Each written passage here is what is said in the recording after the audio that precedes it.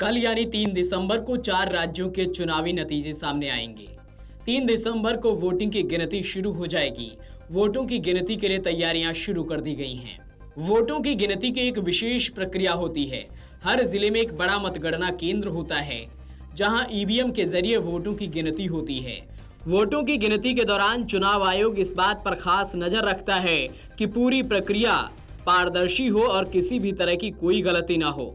अब हम आपको वोटों की गिनती के लिए प्रोटोकॉल के बारे में बताते हैं।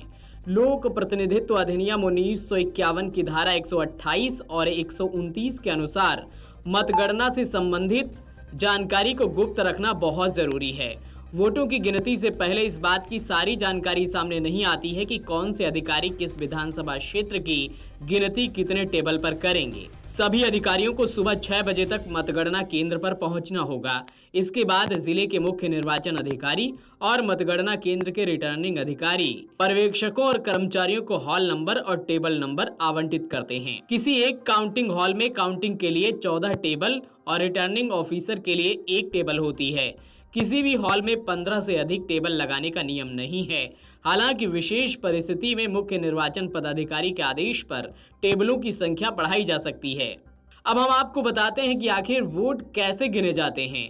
वोटों की गिनती 3 दिसंबर को सुबह 8 बजे शुरू होगी। इससे पहले रिटर्निंग ऑफिसर और सहायक रिटर्निंग ऑफिसर वोटों की गोपनीयता बनाए रखने की शपथ लेते हैं। वोटिंग शुरू करने से पहले सभी ईवीएम मशीनों की जांच होती है।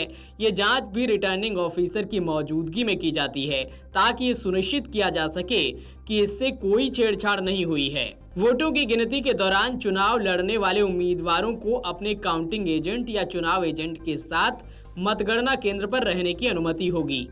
मतगणना एजेंट वोटों की गिनती की पूरी प्रक्रिया पर नजर रखते हैं। सबसे पहले पोस्टल बैलेट वोटों की गिनती होगी, उसके बाद ईवीएम वोटों की गिनती शुरू होगी। सभी प्रकार की मतगणना के दौरान रिटर्निंग अधिकारी मौजूद रहेंगे। अगर वोटों की गिनती के दौरान ईवीएम क्षतिग्रस्त हो जाती है या वीवीपैट पर्चियों में कोई गड़बड़ी पाई जाती है, तो चुनाव की निगरानी कर रहे रिटर्निंग ऑफिसर तुरंत चुनाव आयोग को सूचित करते हैं। मतगणना के दौरान गड़बड़ी की स्थिति में मामले की गंभीरता पर निर्भर करेगा कि चुनाव आयोग क्या फैसला लेगा। अगर मामले का अध्ययन करने के बाद चुनाव आयोग को कोई बड़ी गलती या कमी नहीं मिलती है, तो वह प्रक्रिया जारी रखने को कहेगा, और अगर कोई गंभीर कमी या गलती पाई जाती है तो चुनाव आयोग इसे खारिज कर देगा और दोबारा चुनाव कराने का आदेश देगा। अगर वोटों की गिनती बिना किसी गड़बड़ी की शिकायत के और चुनाव आयोग के निर्देश के बिना खत्म हो जाती है, तो रिटर्निंग ऑफिसर वोटों की गिनती पूरी होने के बाद नतीजे घोषित करेगा। वीडियो डेस्क अमरउजाला.com। अगर आप ये वीडियो YouTube पर देख रहे हैं तो हमारे चैनल को सब्सक्राइब करें और बेल आइकन को दबाना ना भूलें। अगर आप Facebook पर ये वीडियो देख रहे हैं तो हमारे पेज को लाइक करें।